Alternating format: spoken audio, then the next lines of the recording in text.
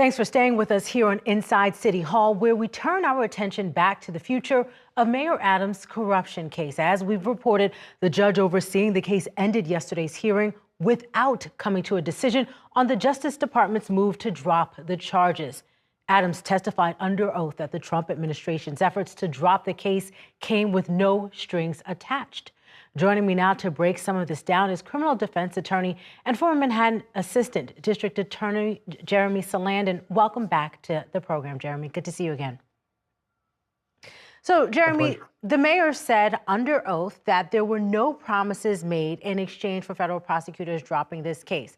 The mayor is fine with the case being dropped. So is the Department of Justice. Does Judge Dale Ho have any option at this point other than to dismiss the charges? I think ultimately he's going to dismiss the charges because his options are just that, limited, which is really nothing. Potentially, it can be dismissed with prejudice should he go that route.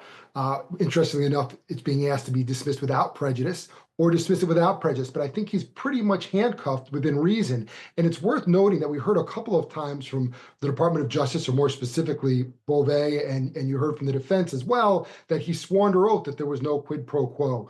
That is, so therefore you should believe him. That is the most ridiculous conclusion, because by that theory, anytime anyone swears under oath and accused at trial or not, then you have to accept that as the gospel. And that's why we have things such as perjury and we have trials, which is not happening here. Can you break that down, the difference between these charges potentially being dropped with or without prejudice?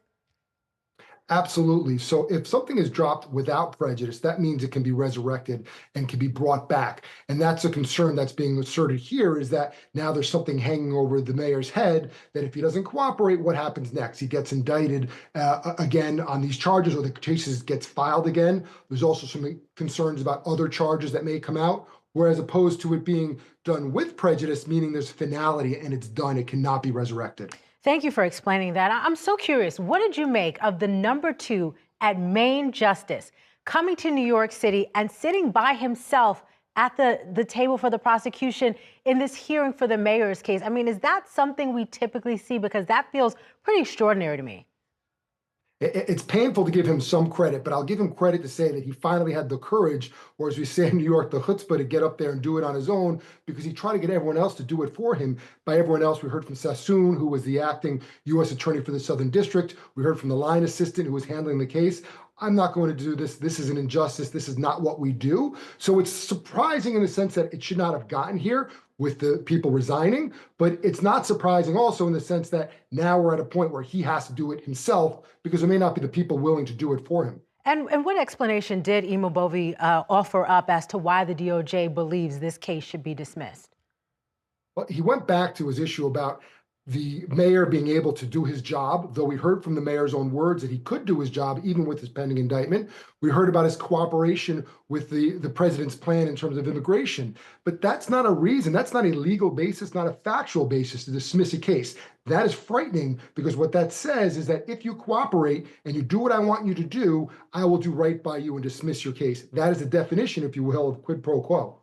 Any sense of when we might hear next from Judge Dale Ho and what he might be considering or taking into account as he comes up with his final decision?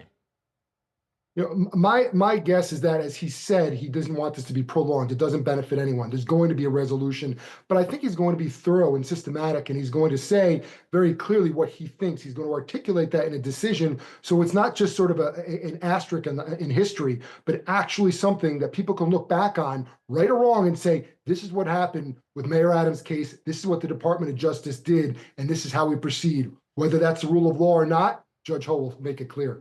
And Judge Ho is a pretty young judge. Does that, the fact that he's new on the bench, does that factor into how he might be handling this case at all? I don't think so. And you can't compare him to someone like Judge Cannon, who was new as well in Florida, who basically made up the law as she went. Whereas Judge Ho seems to be interested in really getting to the final resolution for this, perfect or imperfect, to hear what he needs to hear from all the players. But again, he's kind of handcuffed on what he can do. Ultimately, there's likely going to be a dismissal. If he wants to adjourn it for trial, he can't really force the prosecution to call witnesses and move forward. And we've heard some talk, and I've heard some legal experts, some attorneys throw out the idea of potentially a special prosecutor being named. Is that even practical? Is that realistic? I don't see that in this particular scenario. You've heard that term before, and you've heard that throughout history and very recently as well. That you have the Department of Justice and the defense saying dismiss the case. The judge is really limited what he can do.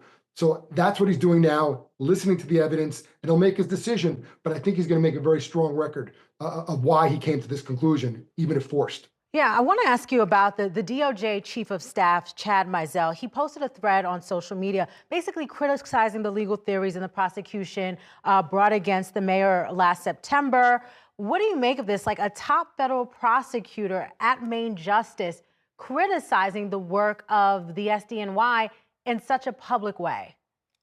It's pretty disgusting because if you looked at Emile Beauvais' letter initially, he very specifically stands by the line assistance. He never once criticizes necessarily the theory of the case, nor does he criticize the substance and the factual basis of the case or strength of the case. He actually takes a very different tact and makes this clearly about you are going to do the bidding of President Trump. That's why we are going to dismiss it. Now to have this prosecutor come in, this chief of staff, and make this statement is really rich, and especially for people who might want to read or look at United States v. Sater, SADR, where Beauvais himself was in a leadership capacity, a chief capacity, and was criticized by a judge for his prosecutorial misconduct, whether intentional or otherwise, about his behavior in a particular case, moving some evidence around that was never shared. So it's kind of rich when you're talking about that from the Department of Justice when you have Beauvais at the helm. What do you make of this case, how it's all unfolding, and will it ultimately make it harder for federal prosecutors to go after elected officials on corruption charges in the future? Yeah, it seems, I'll use the term odd to me, but it's not odd because it's very directed and specific that the president has an agenda and there's a rule of law. And we just heard only probably yesterday, the day before, when it came to congestion pricing, long live the king. The president is treating this like his fiefdom, and you are his serf, his soldier, or you're an earl and you're going to get some benefit or baron. And he's treating those who do what he wants the way he wants, and that's corrupting the Department of Justice. The Department of Justice should be sovereign, or at least separate from the arm of the executive branch. But very clearly, that is not what's happening here, and that should be frightening to everybody and anyone, no matter where you fall in this particular case. We saw that letter from Danielle Sassoon. Talk to me about what you imagine the morale might be like within the Southern District of New York right now. How do these career prosecutors continue to move forward, continue to bring cases when they know that their bosses in Washington, I guess, may or may not have their backs, or will it only just depend on whether or not, a political elected official is involved in the case? Yeah, I don't think you have to imagine it. You have a letter that was signed on by many, I think hundreds of former AUSAs in the Southern District. You have people resigning en masse, relatively speaking, because they don't want to do an injustice, whether the mayor is guilty or not. And he's not until if and when proven beyond a reasonable doubt. You have people resigning at the Department of Justice and in the Southern District. So none of us should have to imagine anything. This is not how law and order and the rule of law proceeds. I'll say it again. There's no asterisk here. Very, very affirmatively, period. Okay, Jeremy Saland, thank you so much for joining me this evening.